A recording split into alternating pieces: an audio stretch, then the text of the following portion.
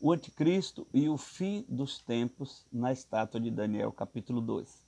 Shalom, querido seguidor do nosso canal Na Pegada de Yeshua. Já tem um tempo que eu quero fazer esse vídeo com essa proposta, com este tema. Já anunciei em outros vídeos, mas eu queria fazer com excelência, eu queria fazer com essa disposição, onde o ouro é ouro, a prata é prata, o bronze é bronze, onde até uma criança se atrai para assistir esse vídeo profético. Então, desde já você deixe o seu like, ative o sino, compartilhe o link com alguém, deixe seu comentário e se inscreva no canal para dar relevância e incentivar nosso canal, ok?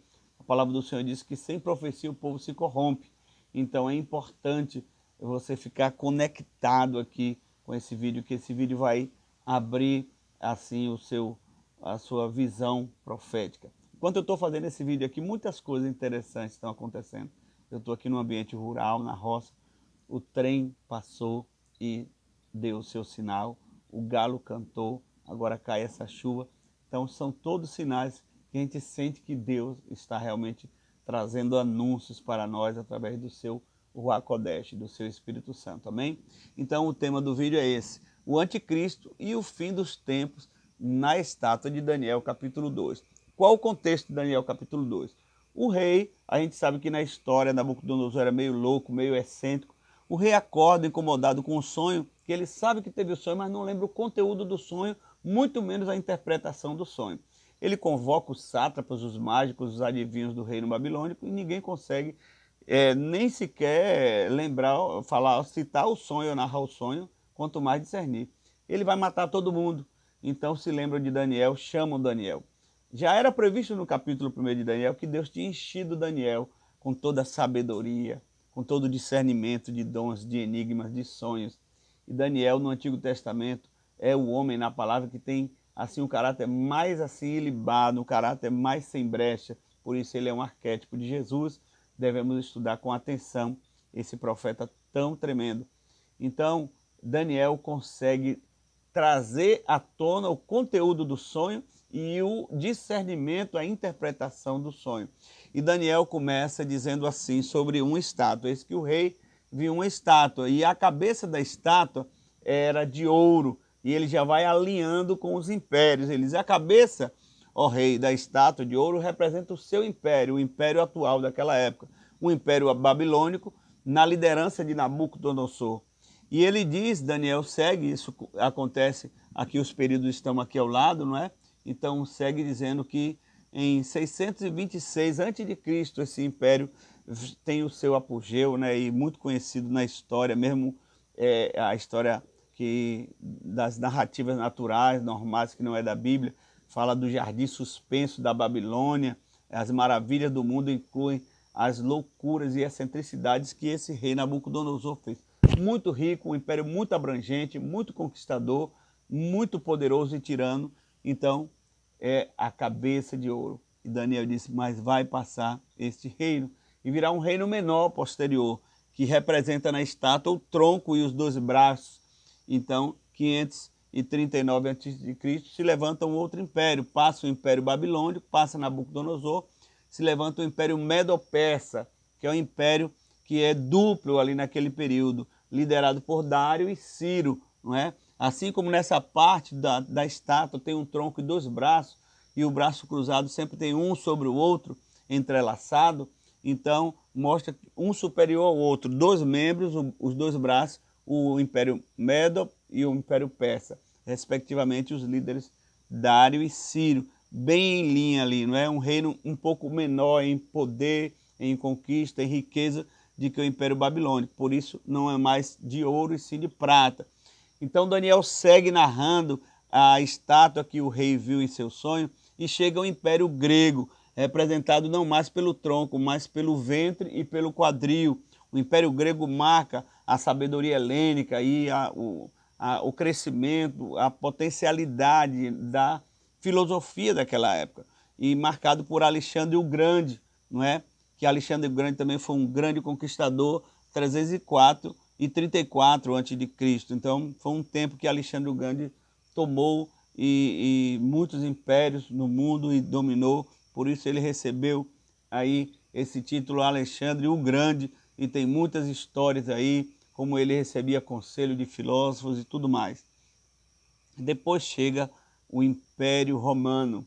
Aí, quando Daniel narra sobre o Império Romano, não tem riqueza de detalhes, só diz que esse império vai governar com vara de ferro, com poder, não é? E é o mais brutal, o mais truculento. O Império Romano tinha requintes de loucura nas suas torturas, não é? A questão da cruz mesmo é uma tortura essencialmente de origem romana, a cruz, não é? Entre várias torturas que o Império Romano inventou para disciplinar e para oprimir o povo que ele conquistava. É marcado pelos Césares, não é? Mas assim como no tronco, aqui na parte superior do tronco tem 2 braços, aqui também tem 2 pernas. E aí existem muitas controvérsias, mas nós vamos aqui explicar um segmento que fala que Roma se desdobra, o Império Romano se desdobra. Primeiro se desdobra em Império Romano Ocidental e Império Romano Oriental. O Império Romano Ocidental mantém a sua capital em Roma, na Itália, e o Império Romano Oriental mantém a sua capital em Constantinopla, na região da Turquia. Então, o Império Romano, na sua apoteose 30 a.C. até o período final de 287 depois de Cristo, ele vai arrefecendo, diminuindo, não é? Por isso ele se divide, não é? E novamente ele tem um novo momento, não é, de crescimento, já não mais como o Império Romano, mas o Império Otomano, porque o Império Romano Ocidental vai se transformar nas nações europeias e o Império Romano Oriental vai ser o Império Bizantino, mais tarde o Otomano, que é ali apoiado por vários povos, sírios, árabes, egípcios, né? E só vem se diluir em 1922. Por isso, na estátua, a parte mais comprida, a parte das pernas, também é o reino mais longo, desde 30 a.C. aproximadamente até 1922.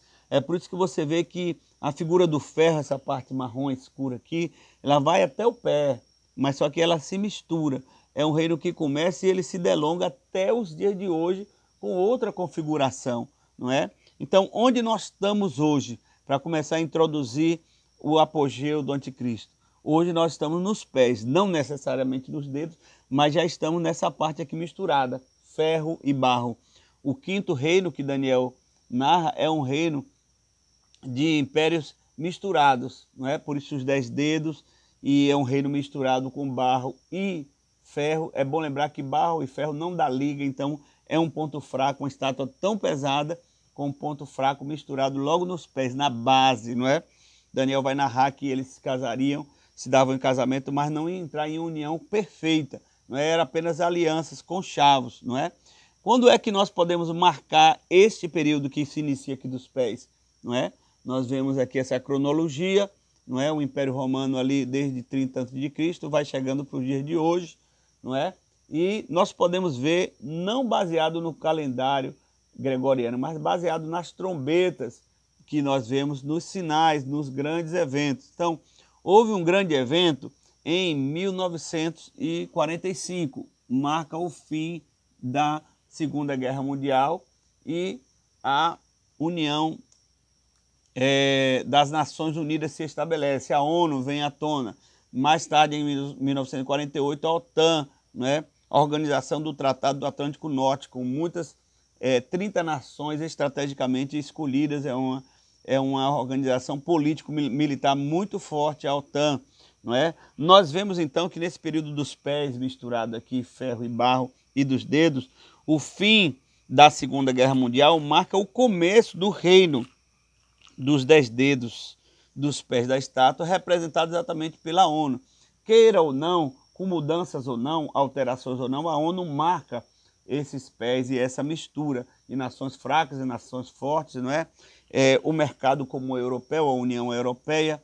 A gente não pode determinar quem são no momento esses 10 dedos, porque como eu falei, nós estamos nos pés, mas ainda não estamos nos dedos. Porque esses reinos, eles mudam. Por exemplo, o Reino Unido inclui 4 nações, então a gente não sabe se conta essas 4 nações ou só uma nação como o Reino Unido, que são Irlanda, Escócia, País de Gales e Inglaterra. Em todo esse processo, nós vemos que o Império Romano começa com Césares e passa por Sultão Maomé II, que já é do Império Otomano, né? E chega nos reinos de hoje, meus irmãos. Ao chegar nos reinos de hoje, Daniel prevê a multiplicação da ciência, que ao lado nós anotamos. Qual a característica da multiplicação da ciência? A tecnologia high-tech, não é? A internet avançada aí e trazendo todas as informações até distorcidas, não é, para formar opinião. Eugenia, alteração do DNA e seleção do DNA humano, depopulação, matança em massa, não é? E a multiplicação do comércio, lá no livro de Apocalipse, eu coloquei Apocalipse aqui.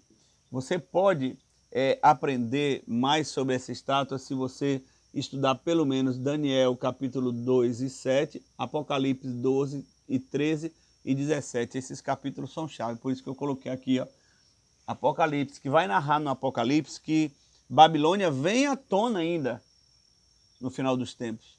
Então você vê que esses impérios eles estão vigentes, só que numa repaginada, ressignificados, não é? Então é tanto que o Império Babilônico vem à tona. Lá em Apocalipse diz que Babilônia vai cair, não é? Na multiplicação do seu comércio. Ela começa comercializando ouro, prata e bronze e termina vendendo almas, meus irmãos. Olha que sério. Olha como é forte a preparação para a vinda do anticristo. Antes do anticristo vir, é necessário que tenha a ascensão das duas bestas, não é? A besta que surge, emerge da terra e a besta que emerge do mar. Você tem aqui em Apocalipse 13 essas narrativas, para que venha, de fato, o homem da iniquidade, o anticristo, como é narrado na palavra do Senhor, aquele que fala palavras de blasfêmia, não é? Então, formando essa trindade satânica, ele imita Deus, Jesus e o Espírito Santo com as duas bestas e ele mesmo, é uma trindade maligna. Mas, amados, esse texto é maravilhoso de Daniel porque ele fecha a visão não apenas com esses 6 reinos, mais ou menos, 5 reinos, mas ele fecha a visão com o 7º reino. E é uma narrativa linda de Daniel 2, 44 e 45, que eu vou concluir aqui para você. É tremendo como Daniel fecha a visão narrando para o rei Nabucodonosor. Daniel 2, 44. E nos dias destes reis, o Deus dos céus estabelecerá um reino que não será jamais destruído. Aleluia. Nem o reino será deixado a outro povo, mas despedaçará e consumirá todos estes reinos. Todos estes reinos. Aleluias. Oh, Jesus. Porém, ele permanecerá para sempre. Tal como viste que do monte foi cortada uma pedra, não com a mão humana, a qual despedaçou o ferro, o bronze, o barro, a prata e o ouro. O grande Deus tem mostrado ao rei que há de acontecer no porvir, e o sonho é verdadeiro e fiel à sua interpretação. Aleluias. Eu quero que você se alegre nesse vídeo, que você glorifique, dê aleluias, profetize, fale em línguas, porque a profecia é para o fim dos tempos. E diz que no final Jesus vence. Ele é essa pedra que é movida sem auxílio de mão de homens da montanha. Ele é a pedra angular. Ele é a pedra que foi rejeitada pelos construtores. Ele é a nossa rocha eterna. E ele, junto com a igreja, sua noiva, vai vencer todos esses impérios que compreendem, são apoiados desde a antiguidade pelos controladores do mundo, pelo ocultismo, pela emissionaria, pela nova ordem mundial, por todas essas organizações ocultistas. Eles vão cair por terra no poder da pedra angular, que é o Senhor Jesus. Por isso, celebre, glorifique, se alegre, porque a noiva já está preparada para as bodas do Cordeiro e a vitória do nosso Senhor e Cristo, o Senhor Jesus, Yeshua HaMashiach. Shalom.